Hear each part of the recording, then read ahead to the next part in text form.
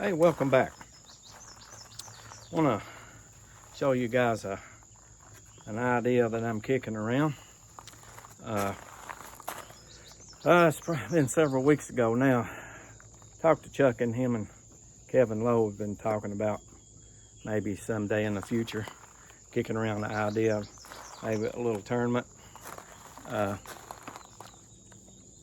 Don't know where that'll ever go, but he asked me if I'd make some knockdown targets for him, for them to use there. And I told him, well, I got more stuff than that I need to be doing. I don't have I got more projects than I can handle now. But since I'm kicking that idea around, I run across these targets here. They don't look a lot different than some others that you've seen out there, but I noticed this section right here was pretty long. I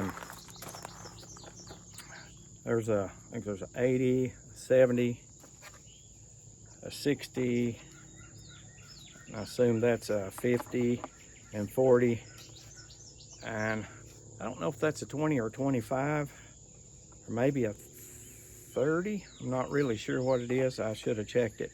And we've got this little bitty one. I don't know if that's a 20 or if it's something even smaller, but my understanding, there's 5 on this World Slingshot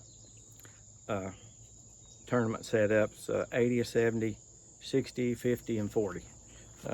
Somebody out there that knows for sure can let me know, but I think that's the way it works. So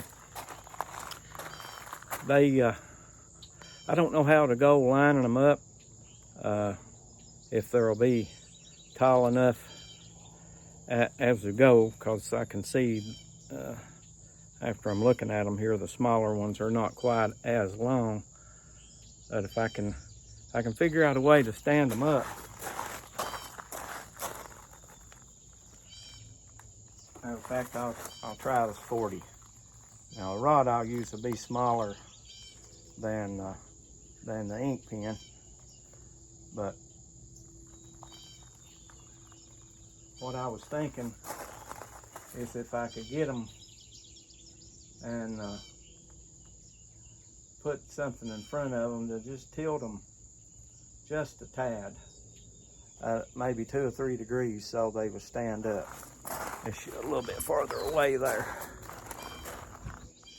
And when this one's pretty tight. Let me try it on one of the big ones. I don't know how, if I can make it work all the way down the line, but this was just an idea I was kicking around. I'll use the bigger one. It's easier to do it with. But have something up in front of it. I'm going to use the decking, but that's tilted more than I would want it right there. But it'll give you the general idea. Tilt it this way just enough, and put your rail or your barrier just high enough to hold it, but still leave most of the target sticking up there. And that way, when you hit it, you know, to go over. Now, you have to go back and reset it by hand every time, which take a little bit longer, but I mean, there's only 5 of them. So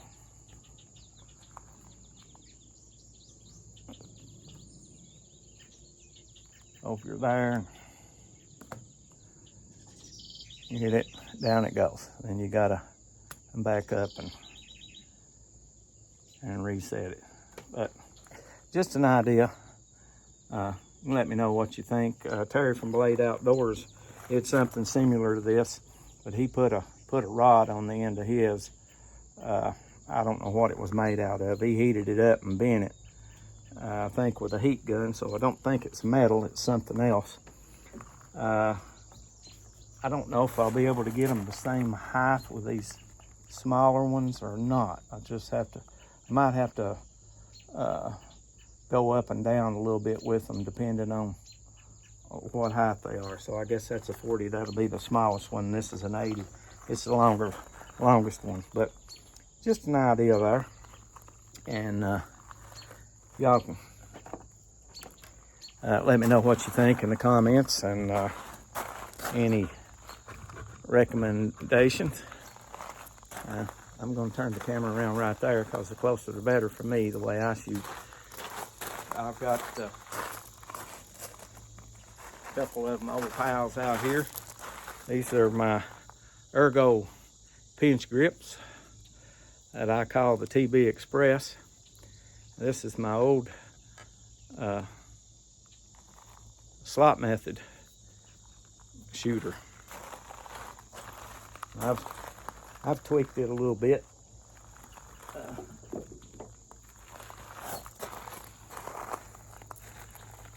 But this may be the first. I think this is probably the first one I made.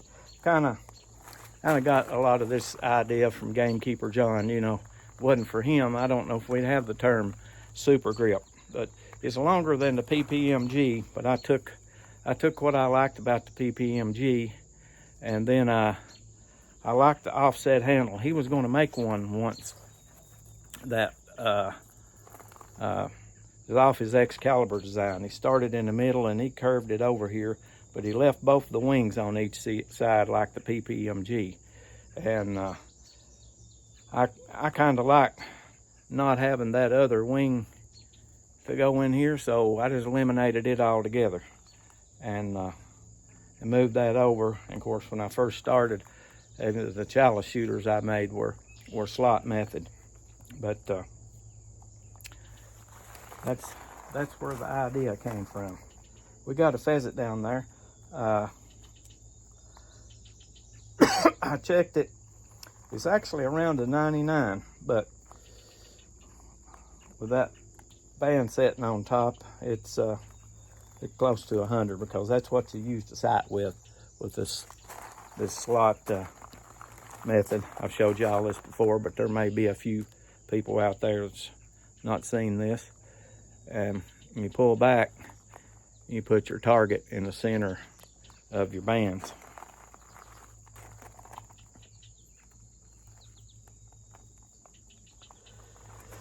Let's see if we can wake that pheasant head up.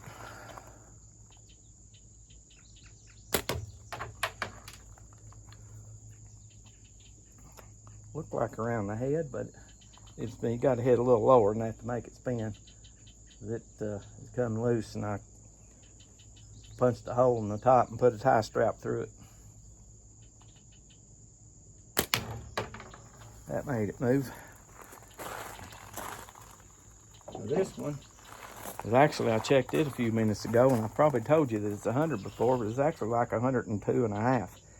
And I noticed Uncle Dean on his video last night, he had posted of a shooter that he'd made that he had told me in the comments section of one of my other videos, I think about the Scout X, about it being 100 mil. And, you know, I talked like I have before. When I first started, I learned on his 100 mil outer frames, and he'd made one like 103 or 4 or so, but with his aiming dent pulled down in, put him at 100, and he's getting along good with that cheek anchor. He put a couple of good shots on his target, and boy, his frame is a beauty. And he showed a pickle fork frame too. That's Uncle Dean Machinist. If you're not subbed to his channel, go check him out. He just posted that last night. That may have been just a couple of videos that he's posted. Seems like a fine person. Check him out and give him a sub.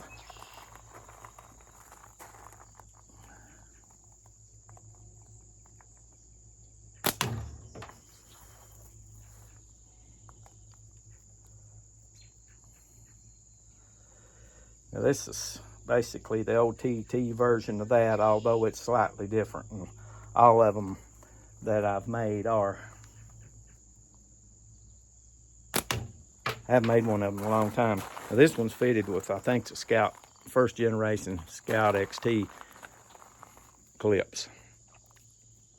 And it's made out of cabinet grade ply. And it's a scale with olive wood that I got from Joe Bishop. But, there they are. Appreciate y'all stopping by. Everybody stay safe out there, and I'll catch you next time.